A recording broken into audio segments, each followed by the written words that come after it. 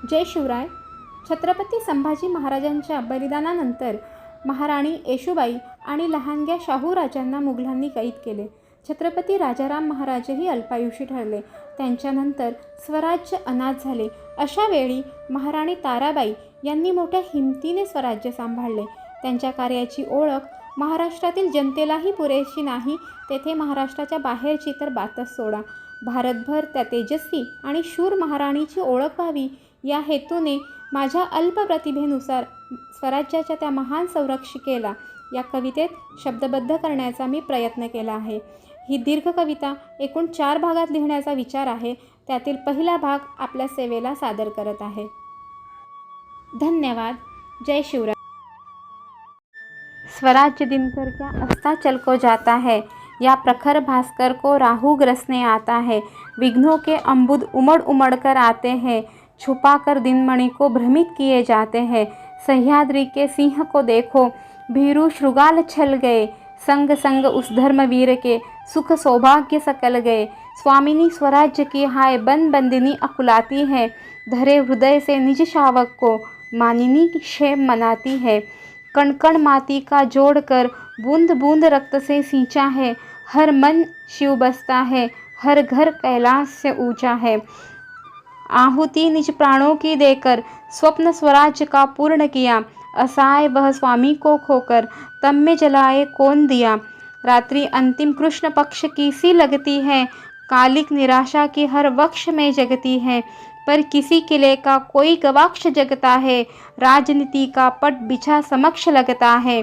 भयंकर इस आंधी में लो कुछ थर्राती है, मुगल तृष्णा भूखी बाघिन सी गुर्राती है. पर हर प्रयास से लो यह जलाए रखी है, आंचल की ओट से आंधी रोके रखी है. शोणित ही नहीं लावा भी नसों में बहता है, हृदय में नहीं तलवारों में प्राण रहता है. क्यों वीर आज वह विवश हुए जाते हैं, राजा राम उन्हें छोड़ स्वर्ग पथ पर बढ़े जाते हैं. गगन मंडल से तारा एक एक कर टूटता है, मान इस भूमि का हाय दुष्ट लुटता है. शंभु स्वयं सूर्य था, प्रखर पावक था, राजा रामचंद्र पूनम का शिव शावक था. पर नियति हर ले गई तेजो निधि क्रूरता से, स्वराज्य की रक्षा करे कौन अब शूरता से.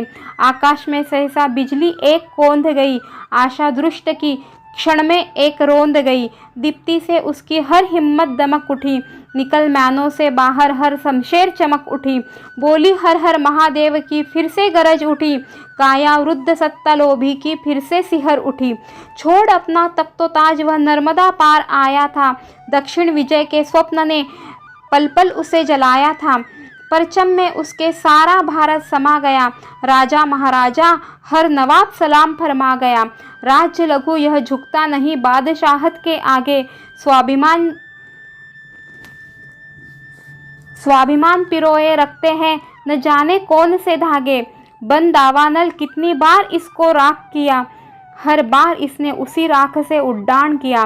क्या सच में रक्त मांस से ही इन्हें गढ़ा होगा, या हिम्मत में फौलाद स्वाभिमान वज्र में मढ़ा होगा. यह कौन लोग हैं, कहाँ से यह आते हैं, प्याज रोटी खाकर भी स्वामी भक्ति निभाते हैं. भाग्यशाली कौन ज़्यादा, बादशाह यही सोच रहा, राजा जिसने प्रजा ये पाई या प्रजा जिसने ऐसा राजा. मेरे विशाल साम्राज्य में यह स्वराज्य चुभता है, समुद्र के हृदय में जैसे बड़वानल फुटता है. तख्त ये ताऊस को यह चुनौती दिए जाता है, क्यों हर बार जीतकर उसे शिकस्त दिए जाता है. इस बार किंतु इतिहास स्वयं को नहीं दोहराएगा, स्वराज्य यह मुगलों का सूबा बनकर रह जाएगा. प्रण जब तक पूर्ण न हो वापस नहीं लौटूंगा, हर लूँगा राज वरना प्राण अपने दे दूंगा. कौन है जो अब मुझे रोकेगा, ध्वस्त कर दूंगा कौन मुझे टोकेगा. रोकेगा जो, क्या वह जीवित रह पाएगा, शक्ति के आगे मेरी कौन टिक पाएगा. ख्याली पुलाव खाकर उसने तृप्ति की डकार ली, खुद से ही उसने अपनी शेखी जरा बघार ली.